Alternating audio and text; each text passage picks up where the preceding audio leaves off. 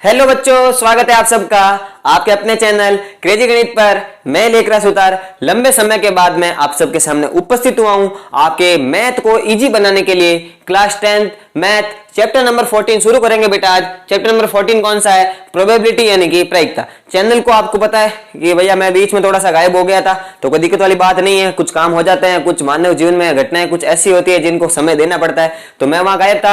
अब आपके सामने जो है रेगुलर वीडियोज अपलोड करता रहूंगा। चलिए शुरू करते हैं वीडियो को। शुरू करने से पहले आप लाइक का बटन फटाफट से दबा दो और चैनल पर अगर आप नए हो तो सब्सक्राइब करना मत भूलना, ठीक है। चलिए चैप्टर नंबर 14 प्रोबेबिलिटी, इसका हिंदी वर्जन है बेटा प्रायिकता। हिंदी वर्जन क्या है? प्रायिकता। देखो, आपसे अगर पूछा जाए कि भाई साहब मेरे को ये बताओ कि प्रोबेबिलिटी होती क्या है, यानी कि प्रायिकता क्या होती है, तो आप सोचोगे सर प्रायिकता प्रोबेबिलिटी यानी कि सर चांस। अच्छा सर आपने लिखा चांस, अच्छा इसका मतलब चांस होता है क्या? बिल्कुल जी बिल्कुल, यानी कि किसी भी काम के होने के कितने क्या चांस है उसको अपन क्या बोलते हैं बेटा? प्रोबेबिलिटी। क्या बोलते हैं? प्रोबेबिलिटी यानी कि प्रायिकता। प्रोबेबिलिटी का सिंपल सा मतलब होता है चांस, अगर हिंदी वर्जन में बताओ तो संभावना, यानी कि किसी भी काम के होने के कितने संभावना है, कितना चांस है। जैसे कोई भी क्रिकेट मैच, फिलहाल तो वर्ल्ड कप चल रहा है, आप लोग देख ही रहे होंगे, अगर नहीं देख रहे फिर भी आपको पता होगा, कोई भी क्रिकेट मैच है, जब मैच शुरू होता है और जब मैच चल रहा होता है उसके दौरान आपको लाइव विनिंग प्रोबेबिलिटी बताई जाती है कि भाई साहब किसकी टीम के जीतने के कितने % चांस है। क्या भैया इंडिया और पाकिस्तान का मैच है तो वहां इंडिया जो 100% जीतेगी और पाकिस्तान वहां जो 0% जीतेगी, ऐसा आपको बताया जाता है। ये तो सच है, कड़वा सच है बेटा, इसमें क्या छुपाना है ना। तो आपको ऐसे बताई जाती, तो उसका मतलब होता है चांस।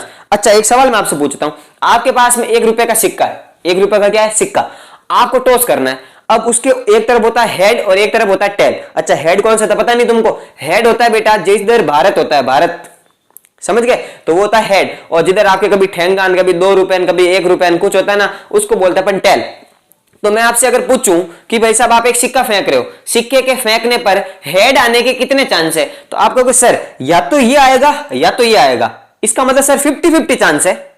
50% चांस है हेड आने के और 50% चांस है टेल आने के। अच्छा तुम लोग ये मत सोचना सर सिक्का सीधा गिर गया तो वो सब साउथ की मूवी में होता है, यहां कुछ नहीं होता, आइडियल केस में कुछ नहीं होता। अब आई बात समझ में? चलिए तो 50% चांस है। चलिए सर एक और एग्जांपल दो। लो बेटा, अब मान लो आप एक कंप्यूटर पर गेम खेल रहे हो। क्या कर रहे हो बेटा? कंप्यूटर पर गेम खेल रहे हो। अच्छा गेम कौन सा? मान लो एक ऐसा गेम है जिसका सबसे इजी लेवल है, सबसे इजी लेवल है। सबसे इजी लेवल बोले तो सर सबसे इजी लेवल का मेरा मतलब ये हुआ कि मान लो आप कोई गेम खेल रहे हो और अगर जन्मता हुआ बच्चा आया और उसने कीबोर्ड के 2 बटन दबा दिए, जैसे की प्रेस की और जीत गया वो, अब आप वो गेम खेल रहे हो, तो बताओ मैं अगर आपसे पूछूं तो जीतेगा कौन?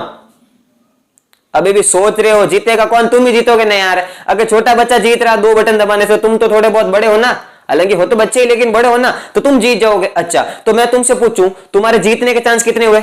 तुम कहोगे सर 100% चांस है मैं जीतूंगा, 100% चांस है। अच्छी बात है बेटा, मैंने मान ली। क्या तूने ऐसा बोला 200% चांस है? नहीं बोला। चलिए एक और सीन लेते हैं। अब मान लो आप एक कंप्यूटर पर गेम खेल रहे हो, उसी कंप्यूटर पर, और दुनिया का सबसे हार्डेस्ट लेवल है, सबसे हार्डेस्ट, जिसको आज तक कोई भी क्रैक नहीं कर पाया, उसके ऊपर तो गेम खेल रहा है। हालांकि मैं नहीं कहता अपने आप को कम मानो, लेकिन तुम वहां जीत नहीं पाओगे, ऑब्वियस सी बात। अगर मैं तुमसे वहां पूछूं कौन जीतेगा, तुम बोलोगे सर कंप्यूटर जीतेगा, मैं तो हारूंगा क्योंकि सबसे हार्डेस्ट लेवल है और उसको आज तक कोई जीत नहीं पाया है। तो अब मैं तुमसे पूछूं कि भैया तुम्हारे जीतने के चांस कितने % है, तुम ऑब्वियस सी बात दोगे भैया, सीधा सीधा जवाब दोगे 0%। कितना %? 0%। यही बोलोगे ना। आपने ये तो नहीं कहा सर मेरे जीतने के जो चांस है वो -110% है, नहीं बोला। तो यानी कि आपने जो प्रोबेबिलिटी बोली वो बोली 0% से लेकर 100% के बीच का कोई भी नंबर। ना आप 200% बोलते हो, ना 150% बोलते हो, ना आप माइनस का कोई नंबर बोलते हो। तो पहली चीज आपके माइंड में ये सेट होनी चाहिए कि जो प्रोबेबिलिटी होती है वो कभी भी नेगेटिव में यानी कि माइनस में नहीं होती, कभी भी माइनस में नहीं होती। बात क्लियर इतनी सी। अब देखो यहां पर सबसे पहला फॉर्मूला, चैप्टर देखो बहुत आसान है, मैं सच बता रहा हूं, मैं जैसे पढ़ूंगा ना इतने आराम से पढ़ेंगे ना, मेरे पढ़ाने का जो तरीका बेटा, कॉन्सेप्ट क्लियर करता हूं, क्वेश्चंस अपने आप हो जाते हैं। तो सबसे पहला formula P of E। Sir इसका मतलब समझो, कोई दिक्कत वाली बात नहीं, डरने वाली बात नहीं, मैं बता। देखो E का मतलब होता है बेटा कोई भी इवेंट। क्या होता है? इवेंट। सर इवेंट का मतलब घटना, कोई भी घटना। जैसे सर इवेंट बोले तो जैसे एक सिक्का फेंक रहे हो, 2 सिक्के फेंक रहे हो, या फिर एक पासा फेंक रहे हो, डाइस, 2 डाइस फेंक रहे हो, या ताश के पत्ते आपके पास, उसमें आपने एक कार्ड निकाल रहे हो, तो ये सब एक इवेंट है। इवेंट बोले तो घटना, और उसके आगे P लग गया। P का मतलब क्या?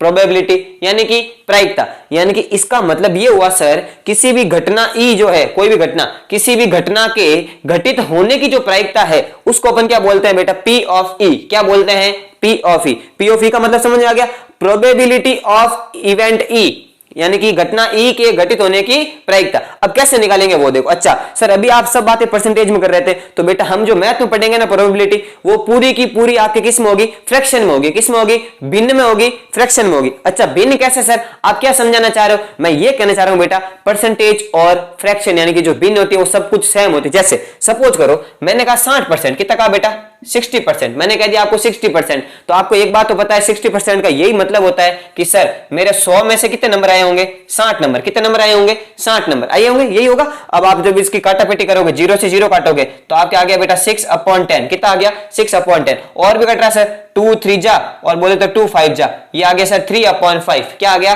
3/5। यानी कि भाई साहब आपके सिंपल सी बात है ये कि आपके जो परसेंटेज है और जो फ्रैक्शन है वो सब कुछ सेम है, सब कुछ इक्वल है। तो इसीलिए अपन किस में पढ़ेंगे बेटा, फ्रैक्शन में पढ़ेंगे, ना कि परसेंटेज में पढ़ेंगे। क्लियर है? अब देखो फॉर्मूला P ऑफ E का, number of favourable outcomes upon number of total outcome. Sir समझ नहीं आया कुछ, हिंदी में बताओ एक बार, हिंदी में बता देते हैं। ऊपर वाला है बेटा अनुकूल परिणामों की संख्या और इसके बट्टा में है बेटा कुल परिणामों की संख्या। सर कुछ समझाओ अच्छे से बताओ तब समझ में आए। देखो बेटा पहले मैं बात करता हूं आपके सामने टोटल आउटकम, है ना। कुल परिणाम क्या होंगे, जैसे आपके पास में एक सिक्का है, आप फेंकोगे तो या तो हेड आएगा या टेल आएगा, तो टोटल आने वाले चांस कितने बेटा, दो ही केस है ना, या तो एच या टी।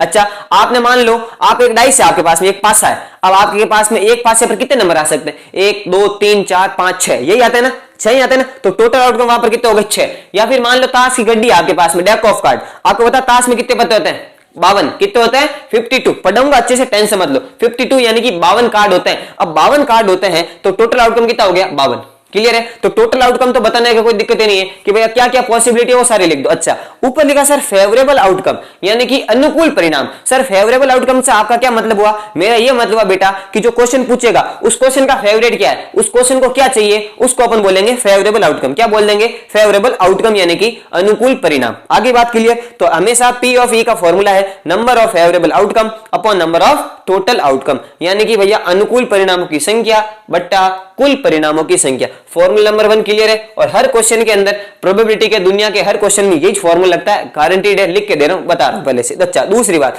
जो बात मैंने अभी तुमको कही, तुम लोगों ने मेरे को क्या बताया, मैंने तुमसे पूछा प्रोबेबिलिटी बताओ, तो तुमने कहा सर कम से कम 0% हो सकती है और ज्यादा से ज्यादा 100%। अच्छा एक बात बताओ, अगर 0% है तो 0% का मतलब सर 100 में से कितना नंबर आया होगा 0, तो इसका आंसर भी तो 0 हुआ, 0 हुआ ना, फ्रैक्शन के अंदर भी, भिन्न के अंदर भी। अच्छा सर अगर आपने हाईएस्ट बताया था 100%, 100% का मतलब क्या होता है, 100% का मतलब होता है सर 100 में से 100 नंबर आना, जो कि पॉसिबल है, जो कि पॉसिबल है। और मैं इसी उद्देश्य के साथ में तुमको पढ़ा रहा हूं। मैथ के अंदर 100 में से 100 लाना कोई बड़ी बात नहीं है और बहुत आसानी से आता है, पहले ध्यान रखना। अब देखो तुम काटापेटी करोगे, 100 से 100 करके कितना आ गया 1, यानी कि मिनिमम तो होगा 0 और मैक्सिमम होगा 1।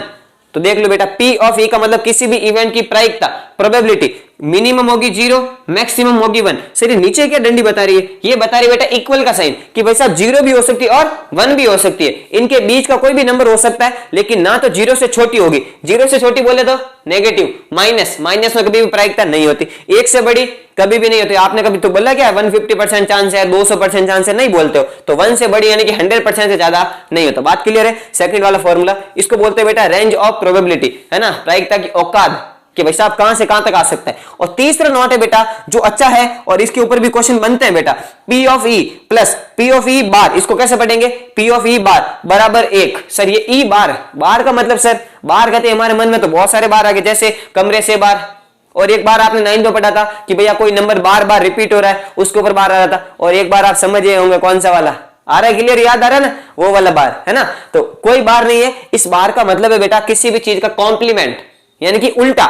जैसे E है, E का उल्टा ये होगा, E का उल्टा क्या होगा, ये होगा। कैसे सर समझो, तो समझो बेटा, अगर मान लो E मैंने कहा कि आपके पास में एक पासा, एक डाइस है, या फिर एक एग्जांपल ये लेते हैं कि भाई साहब A और B दो व्यक्ति है और खेल रहे हैं, A और B दो व्यक्ति है खेल रहे हैं, मैंने कहा ये रहा A और ये रहा B, दोनों खेल रहे हैं। अगर मैं कह दूं आपको A के जीतने के चांस है 70%, कितने परसेंट चांस है जीतने के 70%, किसके A के। अब मैं अगर तुमसे पूछ लूं कि मेरे को ये बता बेटा B के जीतने के कितने परसेंट चांस है, तो तू क्या जवाब देगा, सर ऑब्वियस सी बात, अगर 70% चांस A के है तो 30% चांस किसके हुए, B के हुए, किसके हो गए, B के।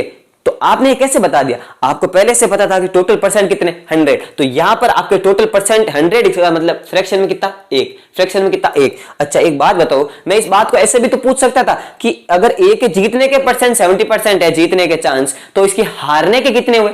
बिल्कुल पूछ सकता था, तो भी तुम लोग बताते सर इसके हारने के चांस तो 30% है, जीतने का अगर 70 है तो हारने के कितने हो गए 30। आप इन दोनों परसेंट को जोड़ोगे तो कितना होगा बेटा 100%। कितना हो जाएगा 100%। क्लियर है ना बात? 100% ही होगा। अच्छा अब तो मैंने यही तो लिखा P of E plus P of E बार, यानी कि ये तो ए के जीतने के चांस है प्लस ये ए के हारने के, बोले तो नहीं जीतने के चांस है, उन दोनों को जोड़ूंगा तो हमेशा कितना होगा 1 होगा। कितना होगा बेटा 1। आगे बात समझ में, इस पे जब क्वेश्चन आएंगे तब इसको और मैं आपके सामने इलोबरेट करूंगा और अच्छे से बताऊंगा। तब तक आप फटाफट इन तीनों फॉर्मूलों को अच्छे से, ये तो सब मैंने समझाने के लिए करवाया, आप हेडिंग लगाओ और ये तीनों फॉर्मूले फटाफट लिख लो। आगे बढ़ते हैं।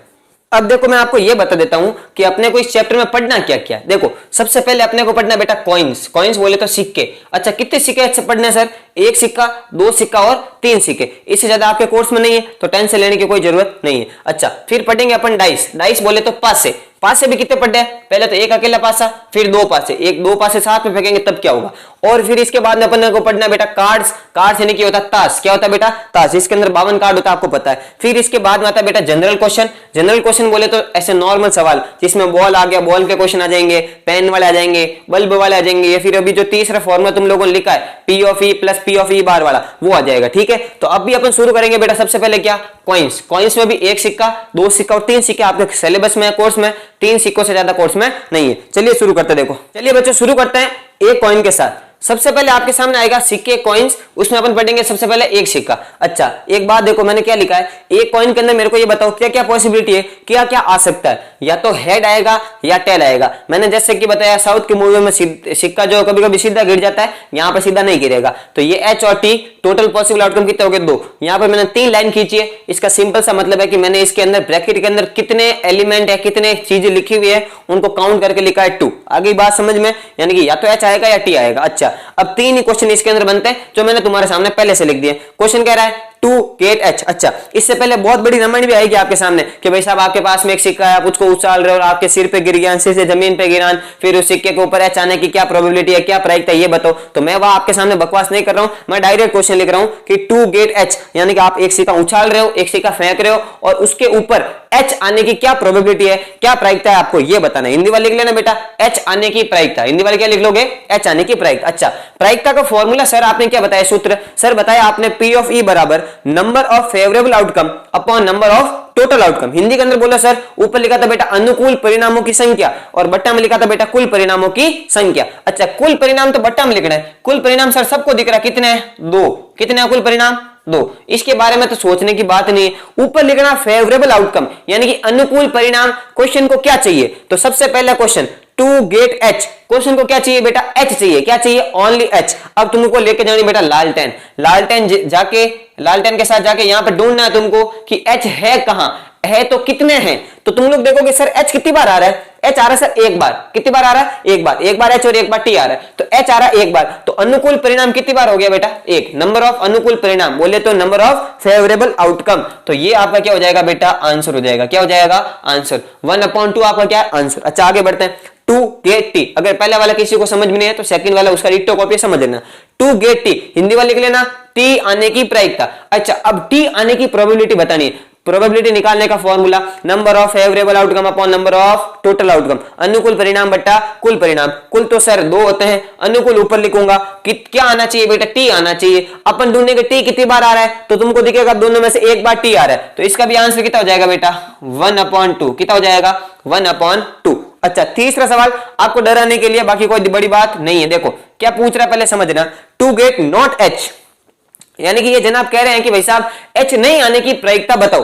हिंदी में लिख देना H नहीं आने की प्रायिकता, H नहीं आना चाहिए आपके पास में। अच्छा एक बात बताओ H नहीं आएगा तो क्या आएगा ऑटोमेटिकली T आएगा भाई, या तो हेड या तो टेल, सी का सीधा नहीं खड़ा होगा कभी भी, या तो हेड या फिर टेल। तो आपको बताना T आने की प्रायिकता एक तरह से, है ना। H नहीं का मतलब क्या होगा T आने की पॉसिबिलिटी, और T आने का आंसर मैं ऊपर भी लिख आया हूं 1/2, क्योंकि T एक बार आ रहा है तो 1/2 हो गया। आगे बात भेजे में घुस गई आपके, आगे बढ़ेंगे 2 सिक्के को बढ़ेंगे, नोट करो फटाफट।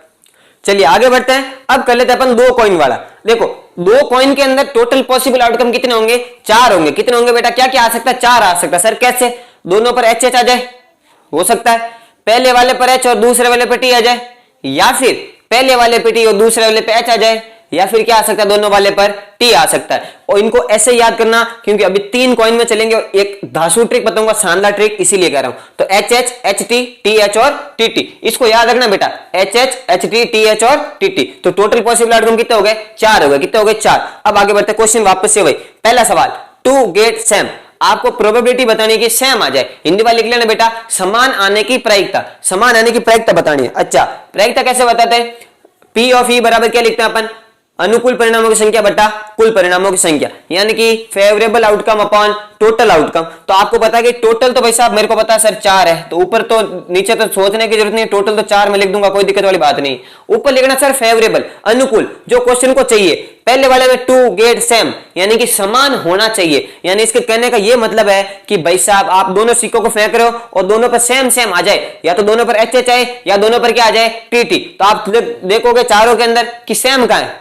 एच एच दोनों सेम है, ये दोनों अलग हो गया, ये दोनों अलग हो गया, टी और टी दोनों सेम है। तो सेम वाले कितने केस हुए? एक तो ये केस और एक ये केस, तो टोटल कितने केस हो गए बेटा? 2।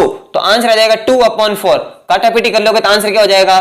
1/2। कितना हो जाएगा बेटा? 1/2। सिंपल है। अगला सवाल इसका उल्टा है, टू गेट डिफरेंट, हिंदी वाले लिख लेना असमान आने की प्रायिकता, यानी कि इस बार सेम सेम नहीं होना चाहिए दोनों के पास में, दोनों के पास में एच एच और दोनों के पास में टी टी नहीं होना चाहिए। तो आपको पता है इन दो में सेम था, तो इन दोनों में अलग था नहीं था? असमान था ना, तो यहां पर भी ऊपर असमान वाले कितने केस हो गए? 2। तो इसका भी आंसर कितना हो जाएगा बेटा? 1/2। कितना हो जाएगा? 1/2।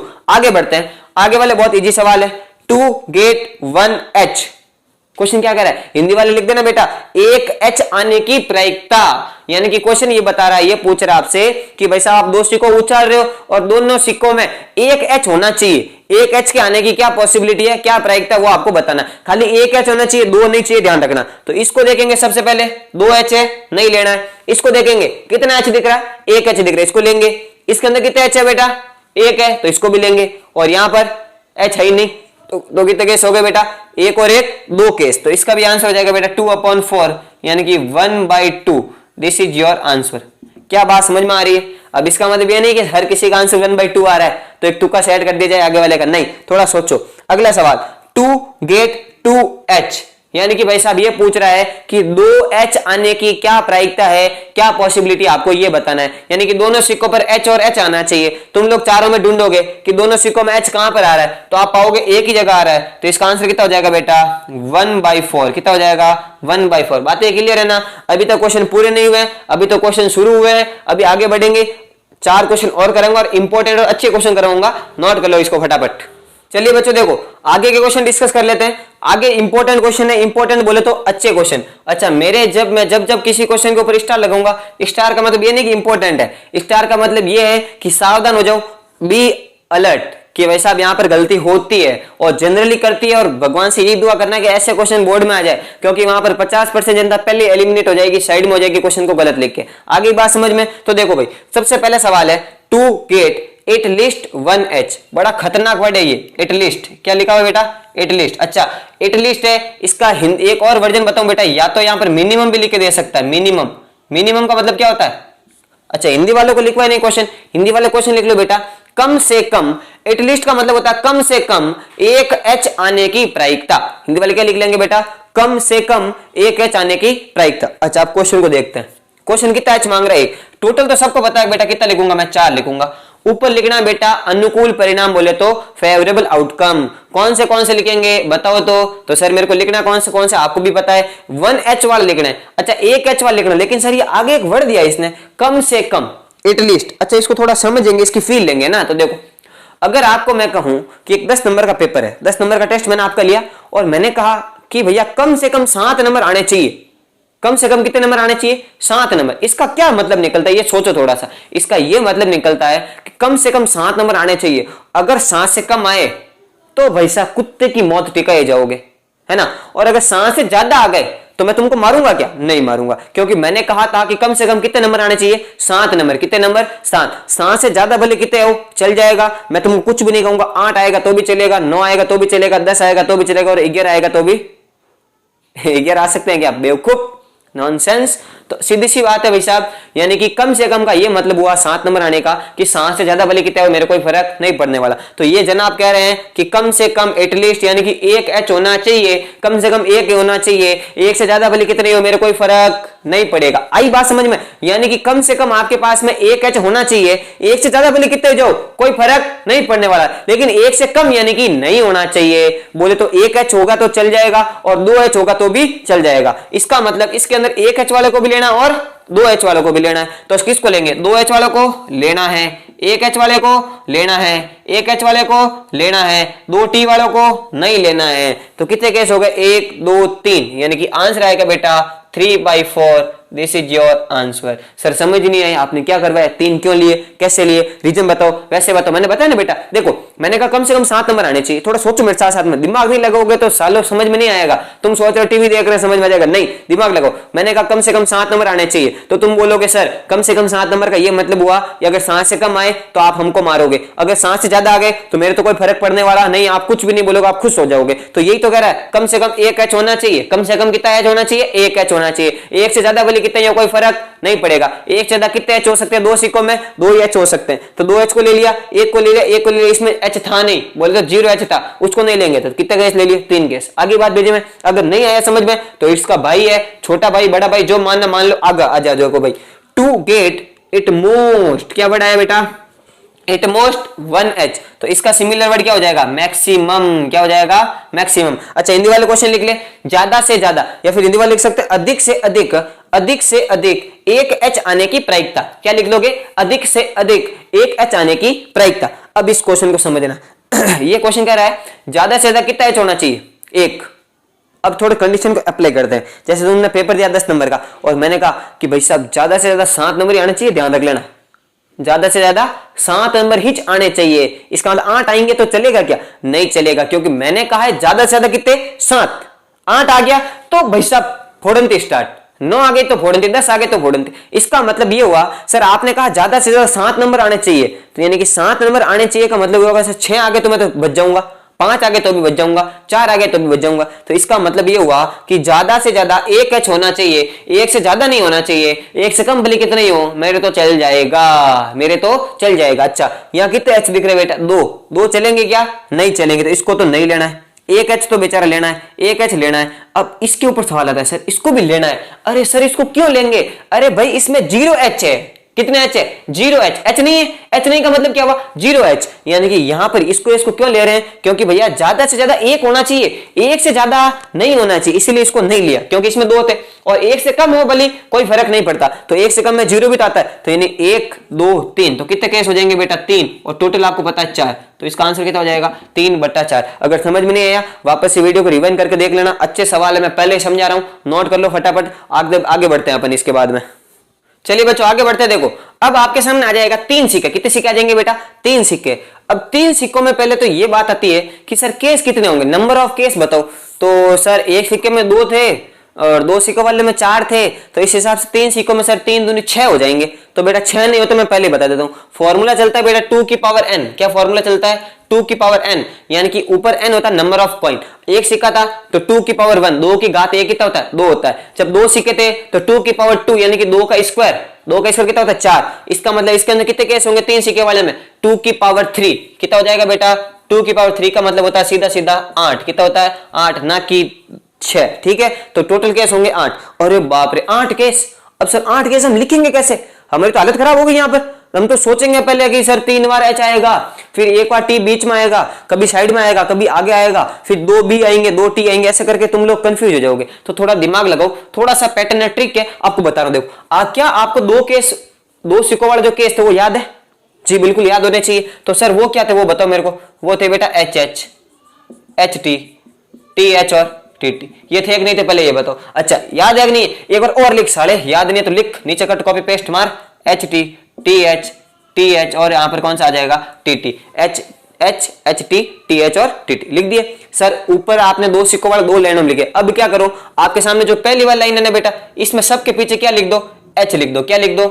एच। और दो दूसरी वाली लाइन है, इसके सबके पीछे क्या लिख दो बेटा, टी लिख दो। क्या लिख दो, टी। तो आपके सामने तैयार है पेश है नई दुल्हन आपके सामने आ चुकी है भैया, 3 कॉइन वाली, है ना। क्या आ चुकी है, 3 कॉइन वाली दुल्हन है, जिसके अंदर 8 केस कौन से, 1 2 3 4, बाबा थारी जय जयकार, 5 6 7 8, बाबा है तेरे साथ। ऐसे करके आपके 8 केस तैयार हो चुके हैं। अब चलते सीधे सीधे क्वेश्चन पर। कैसे लिखा मैंने वापस से बता दिया है, इसका एक शॉर्ट भी मैं आपके सामने अपलोड कर दूंगा ट्रिक करके, जिसके अंदर 3 कॉइन को कैसे याद करना है फटाफट। अब चलो क्वेश्चन कह रहा है, क्वेश्चन कह रहा है टू गेट सेम, हिंदी वाले लिख लेना बेटा, समान आने की प्रायिकता। अच्छा, प्रायिकता निकालने का सूत्र सर, अनुकूल परिणाम बट्टा कुल परिणाम, favourable outcome upon total outcome. Total sir बच्चे को पता है, इसमें कितने होंगे, 8। कितने हो जाएंगे बेटा, 8। टोटल कितने हो जाएंगे, 8। अच्छा, ऊपर वाला लिखना है सर फेवरेबल यानी कि अनुकूल। क्वेश्चन को चाहिए टू गेट सेम, इसका मतलब तीनों के तीनों सिक्कों पर सेम आना चाहिए, समान आना चाहिए। तो आप लोग ढूंढोगे तीनों पे कहां सेम है, तो यहां पड़ा एच एच एच, यहां पड़ा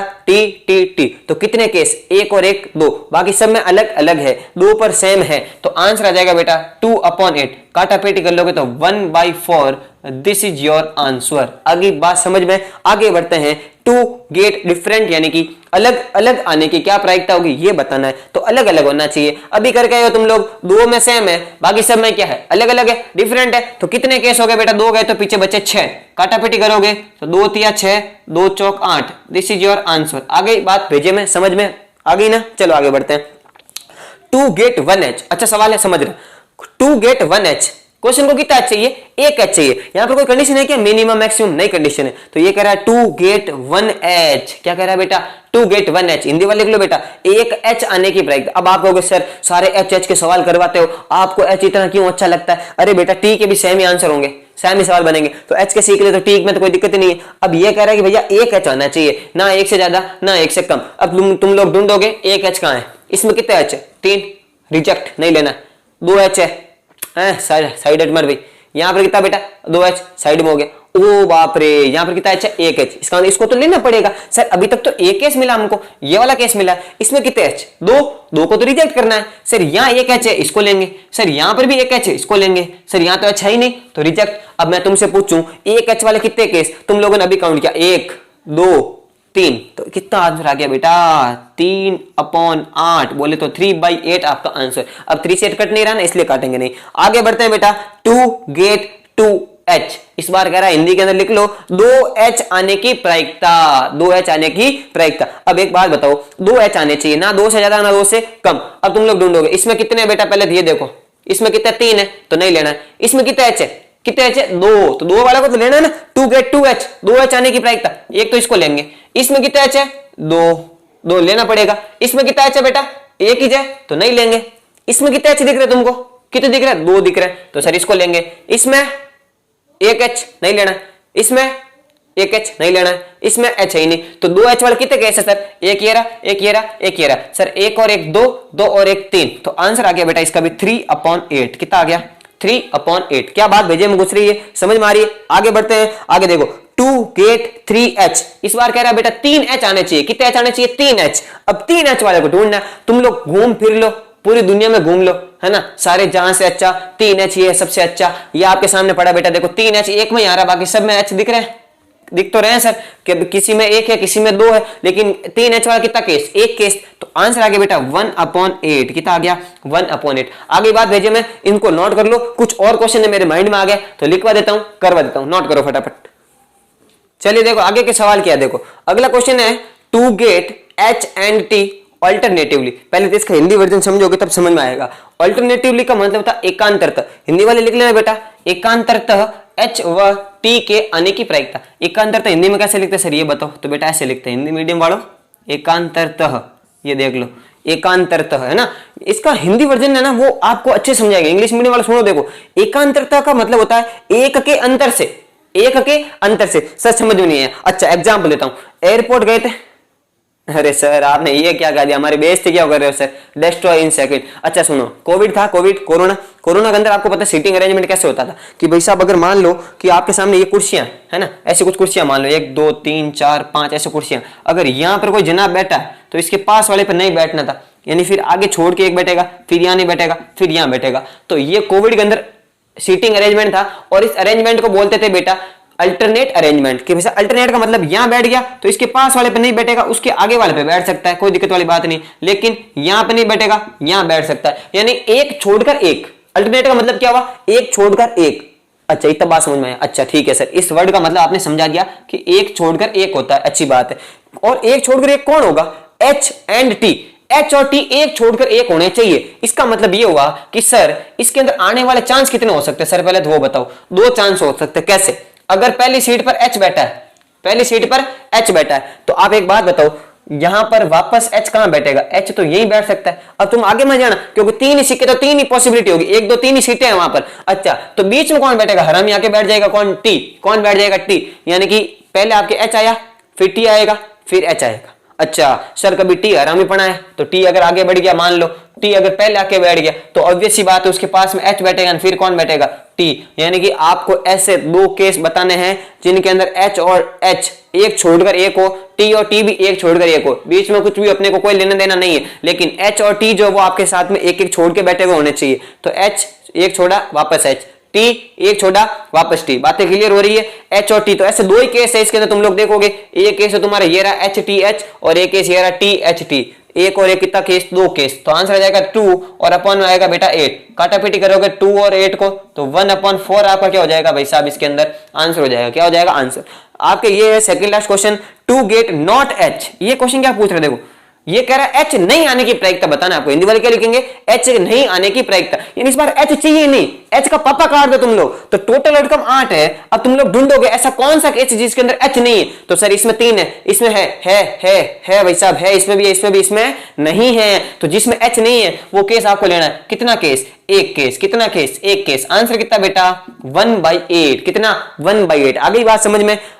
अच्छा जी सर, स्टार लगाया, ऊपर HW लिखा, इसका मतलब तुम समझ ही गए होंगे। होमवर्क क्वेश्चन है, to get minimum 1H। Minimum का मतलब होता है एटलीस्ट। क्या होता है बेटा, एटलीस्ट। हिंदी वाले लिख लेना, कम से कम एक एच आने की प्रायिकता। हिंदी वाले क्या लिख लेंगे, कम से कम एक एच आने की प्रायिकता। आप कंडीशन को फॉलो करना, 2 पॉइंट वाला जैसे मैंने समझाया वैसे इस क्वेश्चन को करना, और क्या आंसर होगा होमवर्क में बता देना। और होमवर्क में कैसे बताओगे, वीडियो के कमेंट में जाके कमेंट कर देना आंसर, और मैं जो है इसका सही आंसर आपके कमेंट बॉक्स के अंदर पिन कर दूंगा, वहां पर आपको पता चल जाएगा इसका सही आंसर क्या होगा। अगर आप लोग कहोगे सर एक्सप्लेन करो, तो आगे आने वाले वीडियो में इसको एक्सप्लेन भी कर देंगे। बात समझ में आ गई? तो इसी के साथ वीडियो को यहीं पे करते हैं समाप्त। मैंने आज आपके सामने प्रोबेबिलिटी का बेसिक डिस्कस कर लिया, और आपके सामने कॉइन थे, एक कॉइन, दो कॉइन, तीन कॉइन, तीनों के तीनों डिस्कस कर लिए। 3 कॉइन की ट्रिक बताई, उसको माइंड में रख लेना, अच्छे अच्छे नोट्स बना ले बेटा, गारंटी। नोट से पढ़ लिया ना, बुक के क्वेश्चन तो चिंदी पिंदी लगेंगे। क्या लगेंगे, चिंदी पिंदी, वेरी इजी पीजी लगेंगे, कोई टेंशन वाली बात नहीं है। आगे बात समझ में, आगे आने वाली वीडियो अपन शुरू करेंगे डाइस, जिसके अंदर 1 डाइस और 2 डाइस पढ़ेंगे, और फिर एक तीसरा पार्ट और आ जाएगा जिसके अंदर मैं आपको ताश की गड्डी वाले क्वेश्चन करवा दूंगा,